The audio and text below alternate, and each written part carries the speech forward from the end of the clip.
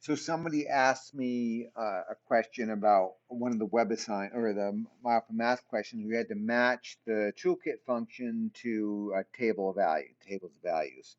So um, this is kind of laid out in section one, and then again in section two, where they talk about the different toolkit functions. There's 9 of them really that we're going to look at. There's a few more, but a couple more, but we're only going to worry about these 9 for now. And as we learn more about different functions, we can talk about them. But so what happens if it's a constant function? I don't know if you can see this video here. Let me blow this up. So these I just copied, cut and pasted these out of the books, and then I grabbed my graphing calculator to make the tables.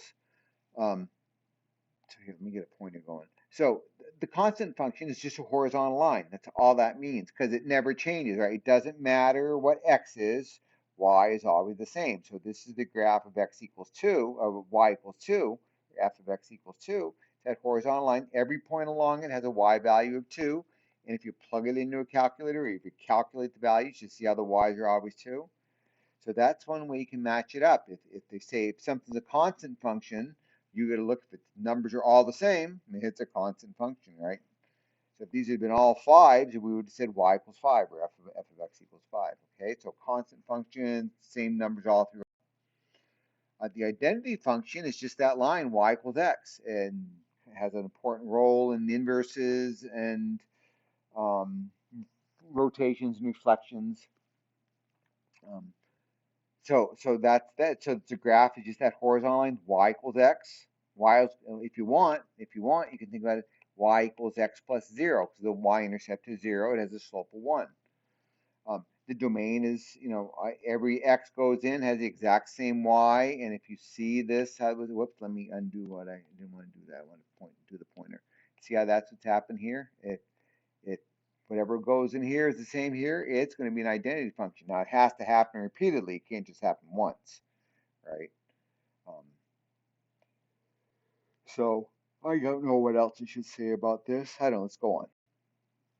So the quadratic function, all the x values get squared.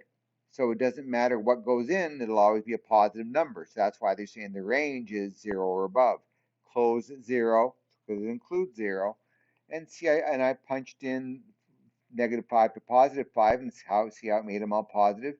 And those are perfect squared numbers. Those are squared values. Okay, so that's a flag that you're working with a quadratic function. The cubic function, well, I'm multiplying the number times itself 3 times. So -5 times -5 times -5 is -125. And when it's a positive. So I'm going to see negative values, 0 is 0, and then they turn to positive values, and they start growing fast because it's being raised to the 3rd power. Okay, you can kind of see that in the graph, right? You see as I'm going more negative, y is going to negative infinity. As I go to positive infinity on the x, I go to positive infinity on the y. And that's what's happening with these cubic functions. So then on the absolute value function, that's similar to a quadratic function, except there's no curve and the number's just the same. So it's like an identity function, except everything turns positive. And you can see that from the graph, and that's a cool thing about the absolute value function. In the square root function, we can't take the square root of a negative number. See that? It's giving me the errors. Of course, we knew that. And then it starts at 1. So those table of values and Mile Math in the book, these are just left blank. They don't have the error, the calculator. There's probably a way to code the calculator to do that, but I didn't bother here. Okay, so when you start seeing this, and also if these are, I did it nicely because these are nice squared numbers, but it's not always the same, right? I mean, this would be the square root of 2 would be y, which is some decimal. Um, the cube root function has domain of negative infinity to positive infinity because I can take the cube root of a negative number. I'm asking myself, oops, let me get it ready and go on here. What's the cube root of -125? Well, -5 times -5 times -5 is -125. So yeah, no domain restrictions in the cube root function. And the reciprocal function, it might be new to you, maybe not, I don't know. But basically, that is you take whatever x is and take the reciprocal. You flip it, right? So -4 becomes -1/4. And notice how, what the important features of this, as x goes to -infinity, y approaches 0, because I'm getting closer and closer to 0.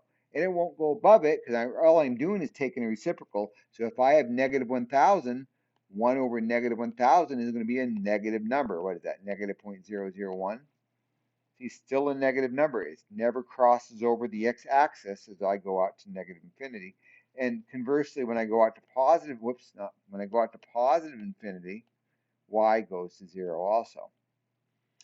If you think in calculus, you're going to learn about approaches 0 from the right, approaches 0 from the left, but I'm getting beyond myself here. You really don't have to worry about that in this course. I do want you to be able to do these notational things. As x goes out to -infinity, what happens to y? It goes to 0 in this case, okay? And you'll see some more practice with that.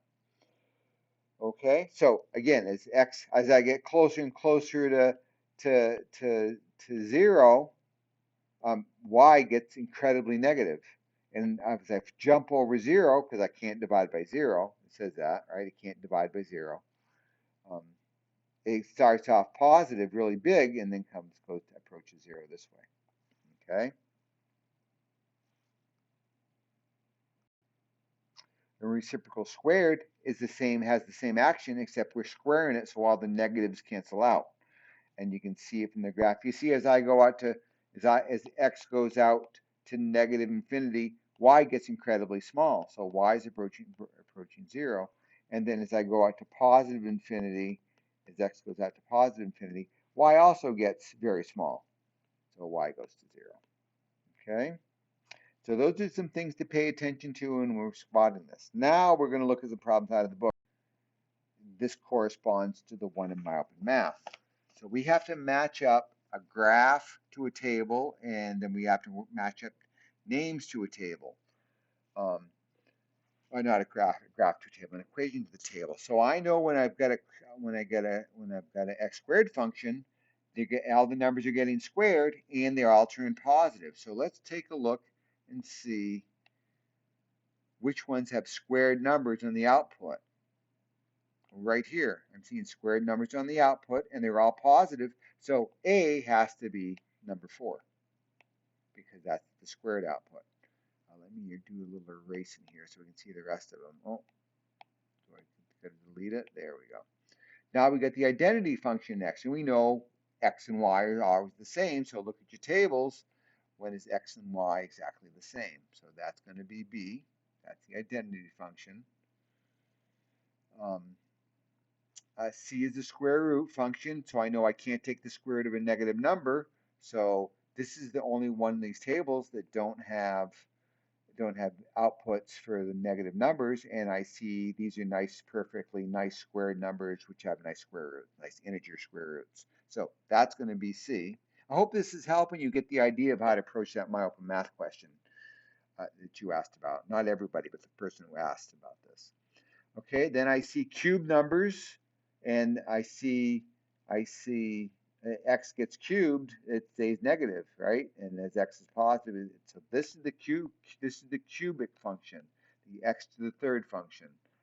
Down here it would be this cubic function, and up here it is this equation. Okay, see how that works? Now this one, see how the numbers are the same, it's just except the negatives aren't negative anymore. So that's an absolute value function, which would be this here. Let me see if I can't delete this. See how that's the absolute value function here?